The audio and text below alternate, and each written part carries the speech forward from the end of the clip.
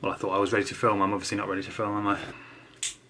Alright, so today I thought I'd talk about my most scary or, my worst lucid dreaming experiences.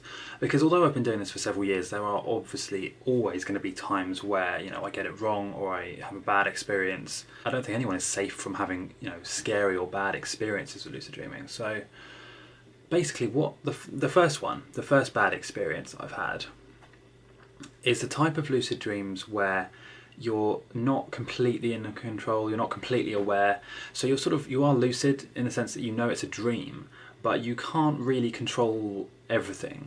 So you might be aware of the fact that you're dreaming and you can decide where to walk and what to do with your dream character body. But you can't, for example, stop a dragon throwing fireballs at you. You can't stop spikes coming out of the ground. And I think that the term for this is actually lucid nightmare. But it's less of a nightmare, more just sort of a dream that I know I'm dreaming in the dream, but I can't control everything, in the sense that I can decide what I do, but I can't control what other things do to me. And so that's got to be my worst lucid dreaming experience, guys. When you know it's a dream, you know you're lucid, but you can't stop annoying or bad things happening.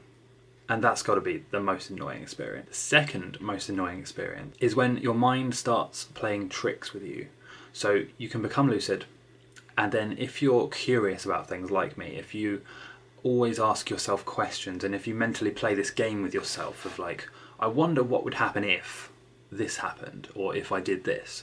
And so what happens quite often with me is I'm in a lucid dream, and in my head I'll sort of be talking to myself and I'll think, oh, wouldn't it be quite annoying, or wouldn't it be scary if the floor collapsed, or if pianos started raining down from the sky? And then of course what happens when you imagine that in your head, it happens, it happens in the dream. And I'm constantly having this battle with my own mental character, with my own sort of internal dialogue, where I'm constantly saying to myself, I wonder what would happen if this happened. I wonder what this would be like. And then obviously in the lucid dream it happens, and then I regret asking the question, especially if it's something that could be painful. And I'm going to be getting onto another video, I'm going to do another video soon about pain in a lucid dream, because it's quite a subjective thing and there are some tips and warnings for that. But yeah, so my second worst lucid dreaming experience, I guess, is just when the sort of lucid dreams where I ask myself questions that I don't really want to know the answer to. Like, oh, I wonder what would happen if a snake swallowed me whole. That might be interesting. And then obviously it happens and it hurts, and then you wake up and you're all agitated, and it's just not fun, is it? So I have heard a lot of stories and testimonials and things that people have posted where they share their worst lucid dreaming experiences, and to be honest, quite a lot of them are quite troubling. They're quite worrying. And I don't know if this is because you guys are watching a lot of horror films, or, I'm a horror fan myself, but I don't know what it is. But I didn't know that there were so many people out there who experienced so many scary things in a lucid dream. I thought that it was a much more positive experience for everyone.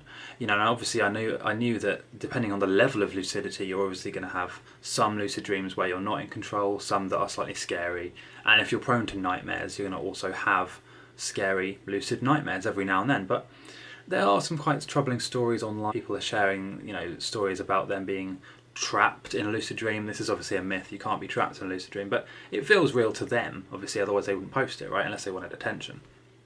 So there are things like that. There are also things like people feel like they can't escape lucid dreaming, in the sense that there are quite a lot of people out there. There's a small sub-community of people out there who class themselves as natural lucid dreamers. They are constantly searching online for ways to stop lucid dreaming. When I'm doing my research about what content you guys want to see, either on a blog or on a YouTube channel, one of the things that keeps popping up is you guys are typing in how to stop lucid dreaming, or I'm having too many lucid dreams. And obviously this isn't a lot. This is a minority, right? A minority of people are asking how to stop, or how to stop having so many lucid dreams. For most of us, that's the problem they wish they had, right? You wish you had too many lucid dreams, because then you could do whatever you want. But for these people who are typing this in, obviously it's very real to them, and it's very disturbing.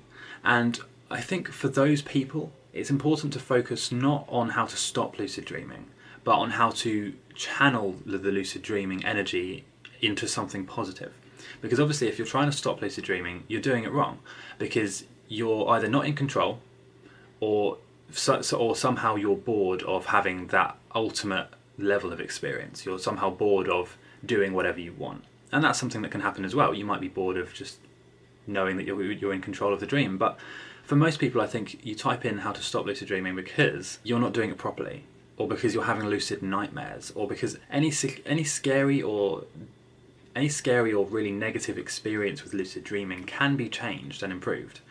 It's not meant to be scary. It's not meant to be negative. It's meant to empower you. So I guess for those people, you should really think about learning how to lucid dream in a holistic manner, not just lucid enough to realise you're dreaming.